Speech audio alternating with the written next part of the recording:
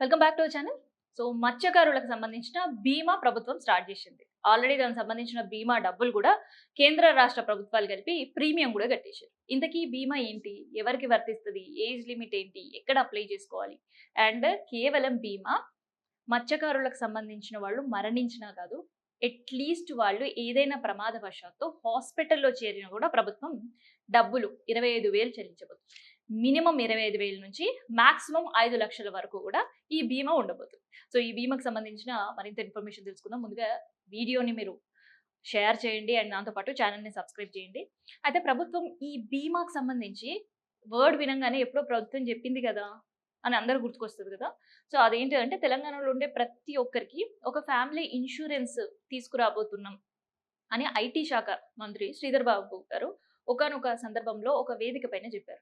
So ఆ తర్వాత దాన్నే సీఎం సార్ కూడా చెప్పారు. కానీ ఆచరణలో మాత్రం ఇప్పటి వరకు లేదు అని ఆలోచిస్తున్నారు కదా. సో దానికి సంబంధించిన చర్చలు ఇంకా జరుగుతూనే ఉన్నాయి. ఎందుకంటే తెలంగాణలో ఉండే అందరికీ బీమా రేషన్ కార్డ్తో మిగతా ఎటువంటి కార్డ్స్తో సంబంధం లేకుండా ఉండాలి అనేది ప్రభుత్వం నిర్ణయం తీసుకోబోతుంది కాబట్టి దానికి సంబంధించిన విధి విధానాలు ఎలా ఉంటే పాసిబుల్ అవుతాయి అనే దానిపైన చర్చిస్తుంది. సో ఈ విషయం కాసేపు పక్కన పెడితే, సో ఆ బీమా వచ్చే వరకు కూడా మత్స్యకారులు చాలా ఇబ్బంది పడుతున్నారు.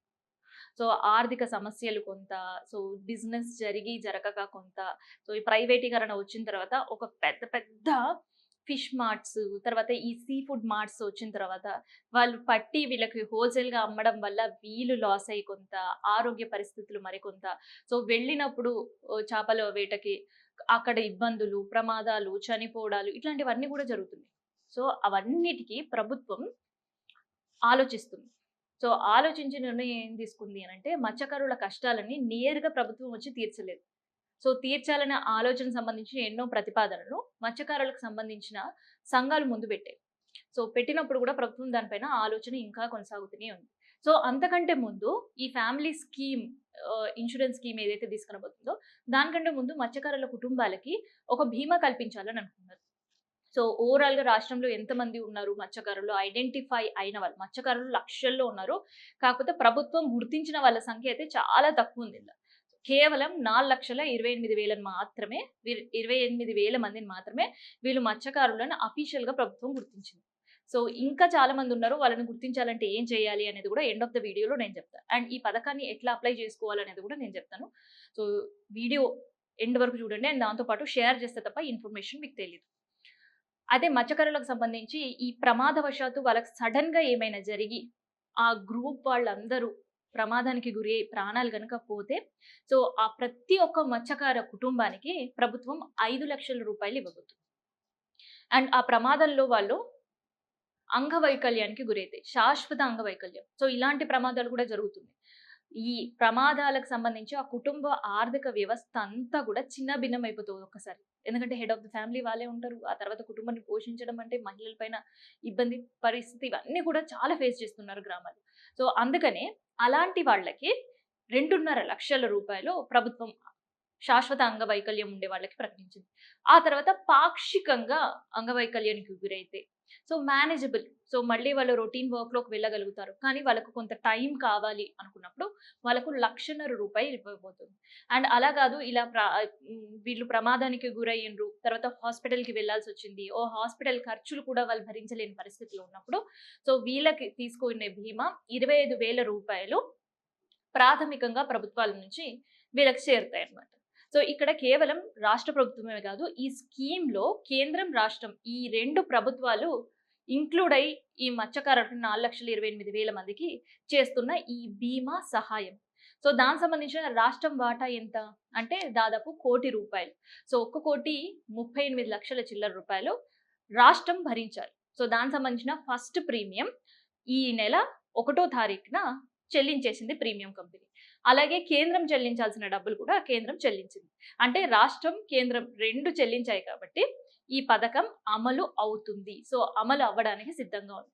మరి ఈ కేవలం 4,28,000 మందికే ఇచ్చారు. మరి మిగతా వాళ్ళ పరిస్థితి ఏంటి? మరి వాళ్ళ ఏజ్ లిమిట్ ఏంటి? అయితే ఇక్కడ మత్స్యకారులకు సంబంధించి ఏజ్ లిమిట్ ఒకటి ప్రభుత్వం పెట్టింది. సో వాళ్ళు 18 సంవత్సరాల నుంచి 80 సంవత్సరాల లోపు ఉండే వాళ్ళకి ఈ పథకం వర్తిస్తుంది. సో ముందుగా మత్స్యకారులు అంటే ఇప్పుడు చేనేత కార్మికులు ఉన్నారు.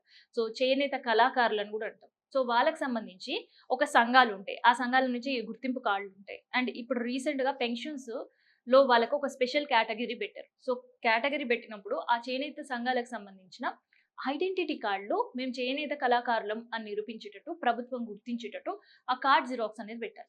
అలాగే మత్స్యకారుల సంఘాలకు సంబంధించి సంఘం సర్టిఫికేట్లు అండ్ ఈ వీళ్ళకి సంబంధించిన ఐడీ కార్డులు, మత్స్యకారులకు సంబంధించిన ఐడీ కార్డులు ఫిషరీ డిపార్ట్మెంట్‌లో సబ్మిట్ చేయాల్సి ఉంటుంది.